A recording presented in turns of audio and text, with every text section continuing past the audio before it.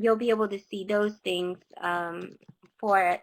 Well, welcome to American TESOL Presents Free Friday Webinars. I'm Shelly Terrell, and it's great to be with you in 2013. I'm really excited to be here with you for another year. So I just got the news from American TESOL in December that I'll be continuing. So we have hundreds of topics.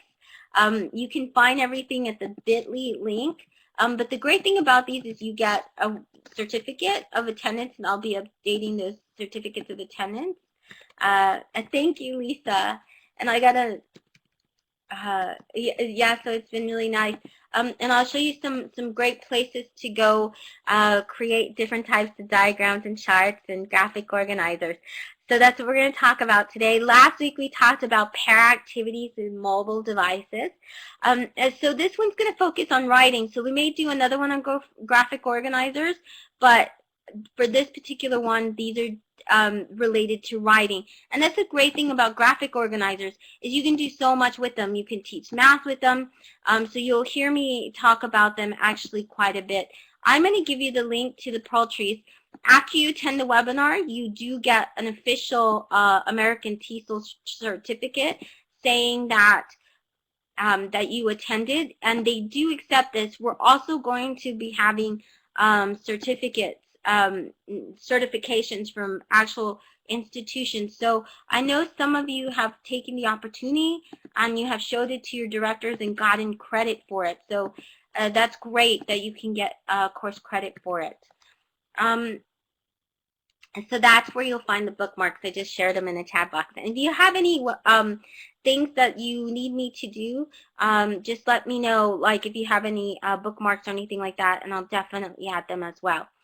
So the thing about writing with our students is a lot of times you'll work with teenagers and maybe students in middle school and even adult English language learners, and a lot of times they're not going to be able to write right away, and there's a reason for that. Writing is a very difficult process when you think about it with your students. One of the reasons why is because we ask students to come in. They just met us. So you met many of your students in January, some of you, because you're from all over the world. But another thing is that you also met students at the beginning of the year, and then we're asking them to put their feelings on paper. And then I remember when I first started off as a teacher, I made the mistake of putting a red marker on it. And it's like we get them to share their feelings and their arguments and all of this, but then we mark it up. So it's not that they don't want to write. It's basically that it's a very scary process. And a lot of times they don't know the writing process. It's a huge cognitive load to be able to write something and to be able to support it with the features, to support this writing process with arguments, with knowledge, with resources. So graphic organizers are a great way to teach this. It's a great way to diagram and stuff. The other thing is when the things that you learn today you can use for also as well presentation design. Steve Jobs, I was reading the Presentation Secrets of Steve Jobs, and one of his tips is that when you design a presentation that you should actually do a design. You should go through the diagramming process because that'll make the presentation much more powerful. So you can help your students do that as well. So graphic organizers help categorize thoughts. They mimic the brain. It's like cognitive development. It works in, these are called nodes. So I'm going to put a green arrow there. The basic format of a graphic organizer is usually there's some kind of node where you put a main concept, and then you have shapes for different types of supporting arguments, and usually you have arrows called branches or stems, and they lead to another one, and then they all connect the dots together. Great thing about it is when you put these ideas together, then your students, they can go think about things from the past, like they can think of things that they learned in the past, and they can connect those ideas, and the learning will be all together. So the first kind of graphic organizer we're going to talk about is mind mapping. I do this at the beginning of my classes when I work with adults. This is one I use for adult language learners. So you can already see here, this is called a concept map or a mind map. Now, there's a company that actually put mind map out, so that's why you hear concept mapping, and it has different names, because this company actually put that. There's thinking maps as well. They're all the same thing, but they tried to coin the term and say that nobody can use it. So that's why sometimes you'll see different things.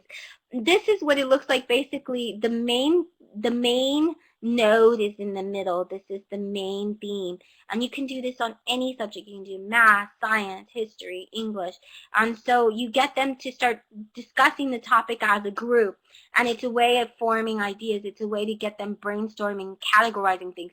Then you can put branches off. All of these here, this is one I did together as a class. I stood up in the room, and over here you can see where I added all the new vocabulary that emerged from it.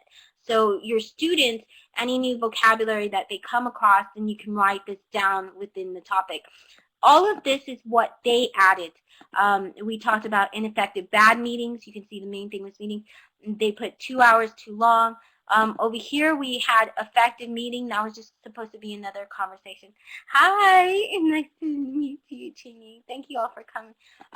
Then we have with different, so all of these I added their contributions. And so you can color code and things like that. So you can do that on the whiteboard. Another thing I did, this is me working with my young learners in Germany. And so one of the things we did is you can do them as games as well, graphic organizers. This is the boat, Noah's Ark, that we played with the kids. And then they got their flashcards of the different animals, because Noah's Ark, they came in pairs. You had 2 elephants, 2 penguins, 2.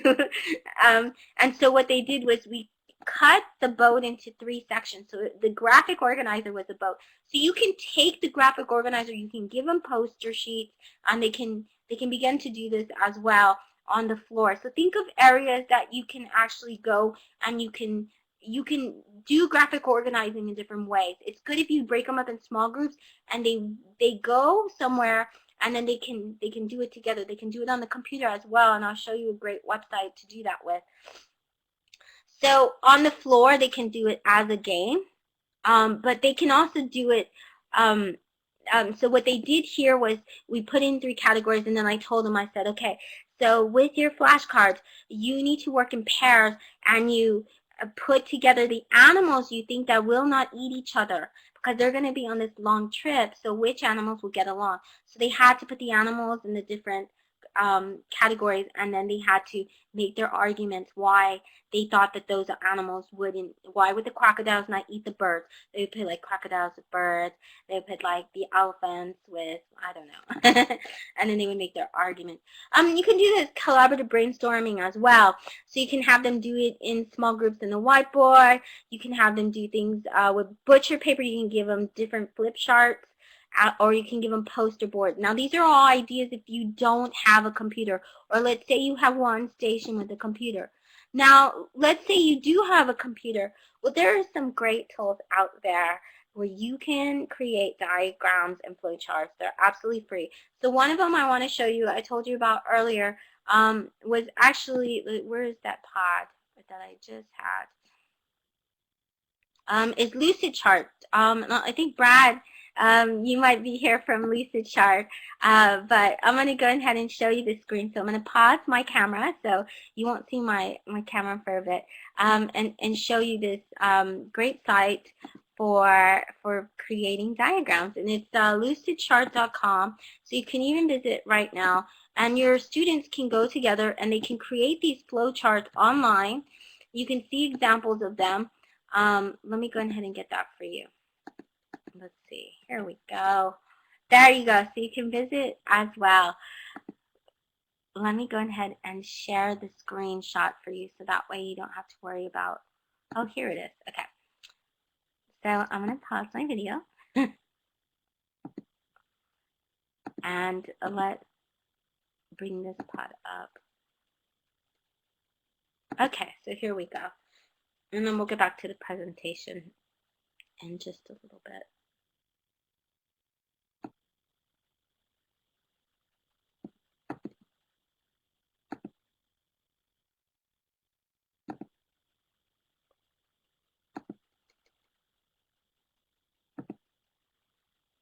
Okay, so hopefully you can see this. It's coming out right now.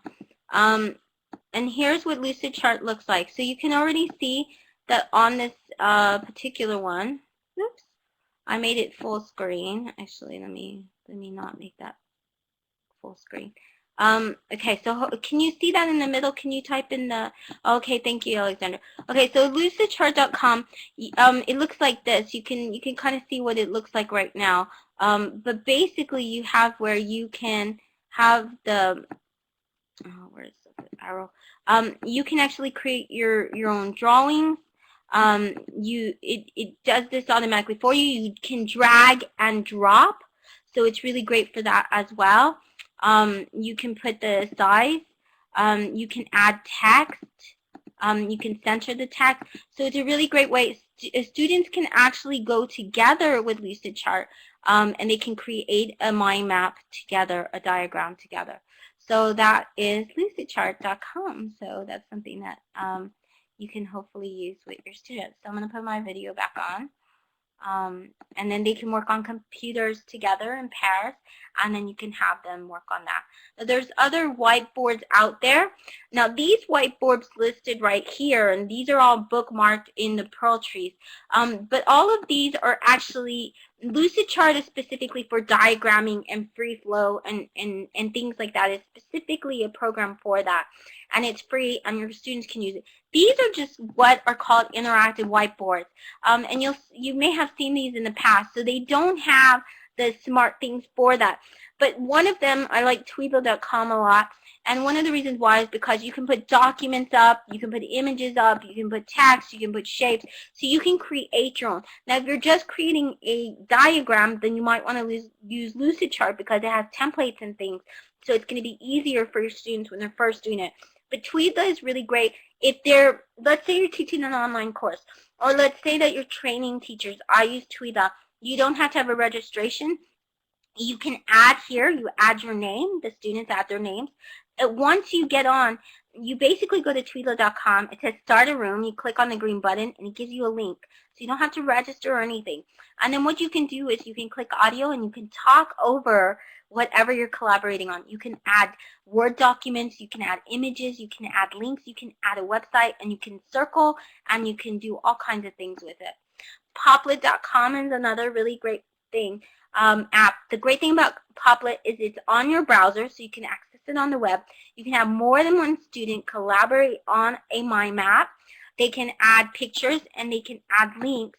But the other great thing is that they can do this together, and it's a great app on your iPad. It's a free app.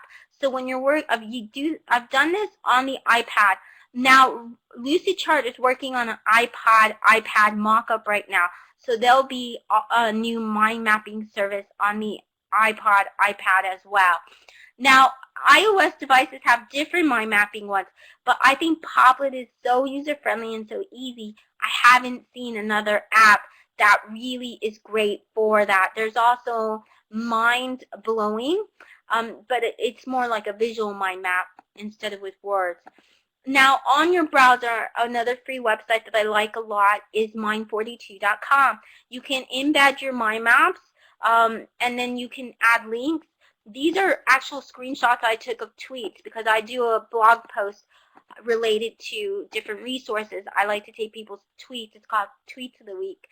And then under each one, it takes you to the website that they shared. So it expands and expands. It can get smaller. You can make it, you click on this right here, you can expand it. You can make it lower. You can embed it in a wiki or a blog. So it's a really great site. And then there's bubble.us. A lot of teachers will put this one up because teachers like it. It's not my favorite. You only get 10 mind maps for free. So it's not my favorite site. I think you can do a lot more with mind42.com and Lucidchart and Tweedle. So definitely those are other types of online things that I would prefer, but a lot of teachers tell me they love bubble.us, so I decided to include it within the presentation, and you can test it out and you can see if it's something that you like. There's various types of graphic organizers. The great thing about graphic organizers is there's hundreds of them out there. They're made for kids all the way to adults. This one would obviously be for more like children, 10 years old and stuff like that. This one he's going to write about polar bears. So he categorizes what he knows about polar bears. You can see the picture. It's his drawing. This is a bubble map. And then he adds adjectives to describe the polar bear. Furry, soft, cute, those. So this is a bubble map. You have the main theme, which looks like a polar bear, and then you have the adjectives that are all branched off, and they're smaller bubbles. So that's one thing you can do. Now, your students are going to love the next one. I'm going to show you this bubble map a little bit different, and this is going to blow your mind because you probably have never done a graphic organizer like this. Your students can do 3D graphic organizers. So that's something that you can see if they want to do. So this is the same concept. They have the USA space program. That is the main spaceship right there. And then on the side, they have things related to that. Astronauts, planets, talk, boosters, and things like that. So so you can make it very hands-on, and you're getting your students to think, but it's also really good for kinesthetic learners. The boys will love to do this. So this is one way to get them to write and encourage them to write. And so the great thing about different graphic organizers is specific ones, I'll show you in a little bit, can teach different parts of the writing process. You can teach brainstorming. You can teach supporting arguments. You can teach writing the intro, or you can use a graphic organizer for the intro, for gathering research. So you can address specific areas of writing to help your student for every stage of the writing process. You have first the pre-writing task, then you have during writing task, and then you have after writing task. You also have the editing process. You have the brainstorming. You have just throwing all your ideas out there. And so we need to give our students time to have that free flow writing. Free flow writing you don't want to grade. This is for them to just get their thoughts out. Don't worry about grammar. Don't worry about any of that. This is when they're being creative. Give them 5 minutes to just free flow, fill the page up with as much as they want. You could go to an online place as well, and they can do that. The KWLH chart, I know you've probably seen this before. It's one of the most famous ones. You can use it for all subjects. So does anybody know what the KWLH stands for? Now, I've added the one with the H, but you can just do the KWL and not have the H. So you start with the pre-writing. Pre-writing is the KW. So some graphic organizers teach the whole entire process. A KW chart will address the whole writing process. So we first have, for pre-writing, your students are going to fill out the K and they're going to fill out the W. The K is you have the topic, whatever subject you're teaching, whatever the writing. Yes, exactly, Lisa. Great job. So they're going to write what they know already about the topic. Let's say they're talking about the death penalty. They have to write a paper against the death penalty, and you're going to read about it. Then you can put, or they're writing an autobiography, then you can put what they know about the death penalty. And then over here, you can do something like so this is what they know. This is what they want to learn more about. Who created it? What's the state or country that has the most death, or something like that. Sorry, this is a very dreary thing that I didn't make an example of. Sorry. But the same thing, and then the post-writing. In the post-writing stage, they have, then after they read, they do the research. Maybe you take them to the library. Maybe they put all their research in the database and stuff. They search Google. You give them that time. They can even search on their mobile devices. You give them that time, and then they put what they learn. And when they put what they learn, they write it here. They write down just little notes. So here you would take a participation grade that they completed this. And don't worry, because they're going to use a lot of shorthand, and you want them to learn how to use shorthand. So right now, just do participation grades, how much they fill out, if they fill out the forms correctly, the graphic organizer correctly, and things like that. And then they can put like the page numbers where they found this, or the website links. So you can do this online, and it makes it better and easier because it's easier to type things online. They can just copy and paste versus if they're doing it on paper. But if you don't have access to paper, then that's okay. And then the H I like is how they learned. And so here it's great because They can even plan a lot ahead. They can do this during the pre-writing task. They can say how they want to learn. So let's say that what they want to learn, so we'll go back to the original. Here they write down, oh, I want to learn about polar bears, okay, and what they eat. Then here they can write down, they can plan ahead of time. They can say, I'm going to look in National Geographic website. I'm going to look up polar bears. I'm going to look up eat. Or I'm going to look up on Google search. I'm going to type in the search terms panda eat or something like that. So these are definitely, the age is great because it's getting them to think about how they're going to do smart searching. And you can talk to them about terms, like they can add what are going to be their top 3 key terms on how they're going to make an effective search, how they're going to like narrow it down, what books they're going to look for in the library and things like that. So it's great. Another great website I like is creately.com. Creately.com teaches teachers, so your students can do different graphic organizers online. It has things already there, templates, K through 12, it's free. This is what one of the templates looks like. So here they're writing a comparative essay about Harry Potter and Lord of the Rings, how they're the same, how are they different. So all the students in high school are doing this.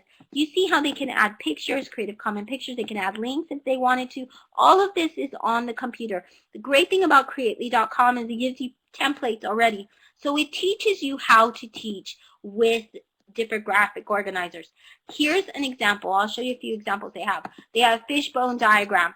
The fish, and then it tells you what it's for. The fishbowl diagram is generally used to identify cause and effect. So if they're writing a cause and effect paper, it has the template for the students. The students just fill in this part. What is the cause? What is the effect? What we're talking about planning and its effect on people. We're talking about the new Obama's new healthcare and its effect on senior citizens. We're talking about Abraham Lincoln passed this kind of law and its effect on African Americans. So you can see the cause and effect essay there. You can do it with lots of different things. Now, a cycle diagram, a typographic organizer that shows circular relationships, and then it has it for them. So the different essays that they write, you can find a graphic organizer that specifically will teach them how to organize their thoughts to make a great paper. And then the Whitechart as well. I love interactives. There's one called Read Write Think. They have so many great interactives, including graphic organizers. So one of the ones that they have is a cube. It's a cube providing a bio cube, a mystery story, or a story cube. So if you're doing some kind of creative writing versus an essay writing, your students will be able to do that. It walks them through the steps. They can enter their name. And the great thing is if you click right under, this pops up. Your students go on here. But for you, it has a lesson planning sheet, each one. So right under it, you can even print out the free PDF, and it's going to tell you the questions that it asks for that. So here, with the bio one, where they're writing an autobiography, let's say that you say, okay, we're studying Twilight. Now, what I want you to do is write a biography. Let's pretend you're writing a biography about one of the people, the characters on Twilight, okay, and they can make up stuff, some of the stuff, you know. So that's what they're doing, and it tells them on the interactive, it actually flips the different boxes, so it's a graphic organizer, a 3D graphic organizer, and so online, and it asks different questions. It's going to say the person's name, time period, their background, their personality traits, their significance, why are we writing about them, obstacles they face, an important quote. And so the same thing with, they have it for writing a mystery story. And in that particular cube, it'll walk them through the stages. It'll ask them about the setting. Now, the reason why the planning sheet is so important is because let's say that you have a limited amount of computers. One of the things you can do, students love, I don't know if you've noticed that, but when you were young, you used to have papers, and then you would fold them up like this. And then you would do this thing where you move it around and then you flip open. And have you ever done that? And it's like, what's your favorite color or something like that, and you answer the questions. Move 3 times. Well, So you can make one of these cubes a physical cube.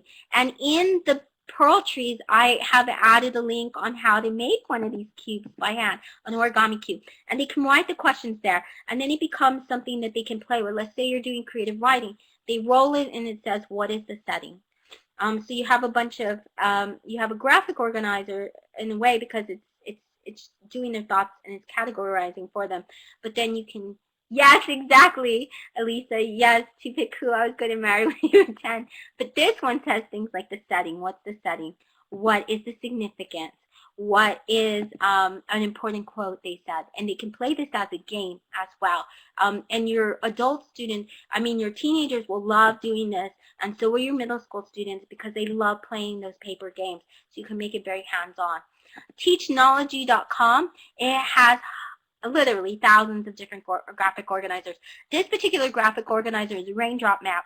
So you can put your main concept there, and then each of the raindrops, so this is the cloud, and then each of the raindrops is a supporting argument or detail. So let's say you're talking about herbivores. Over here, your student might write something about the brontosaurus and how it's a specific kind of herbivore. So it's called a raindrop map. You can print these out for free.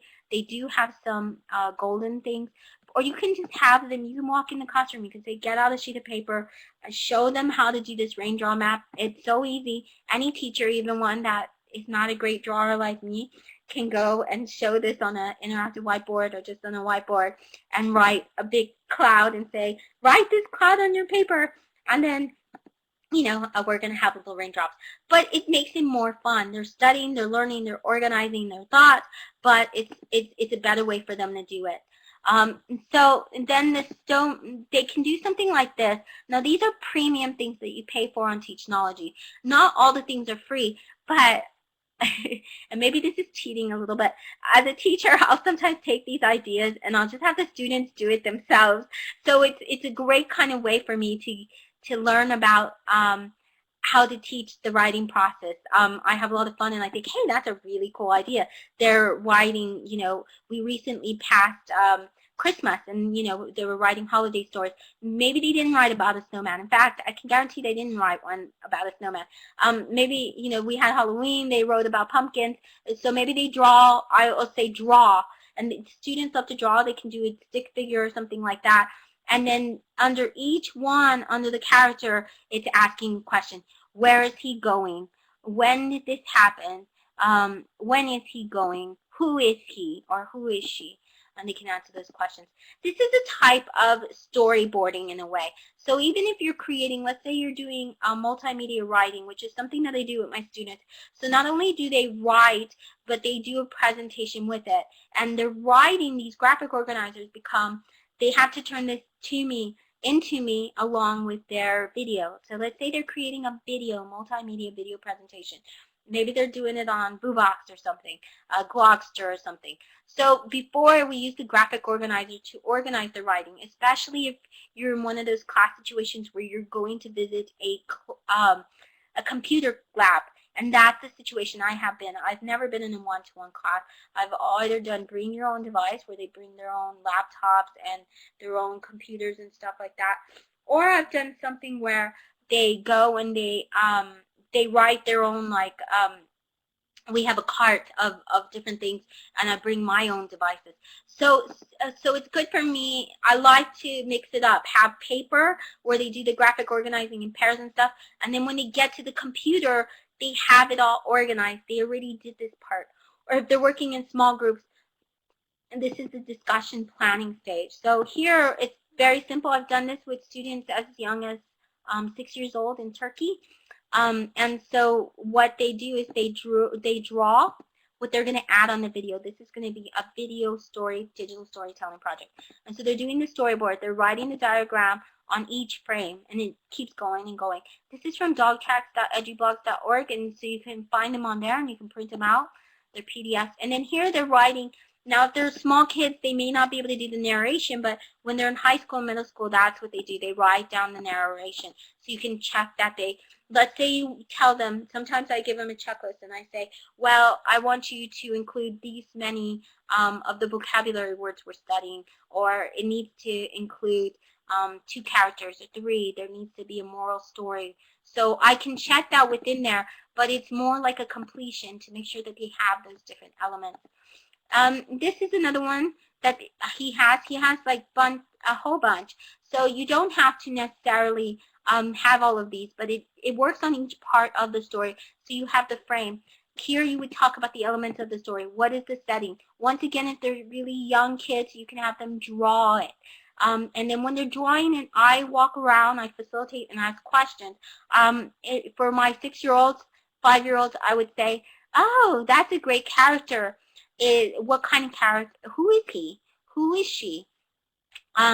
What kind of hair does she have? So we're studying, taking out language, I'm eliciting language from them. I'm making sure I'm assessing, I'm asking them what color of hair. So then when they say yellow or blue or say, then I know that, first of all, they understood what I was saying. Second of all, I'm assessing whether or not they know that vocabulary, and when they respond back, I'm getting them to speak English within their group, which is sometimes hard for kids to do. So these graphic organizers also work to get them to be speaking as well.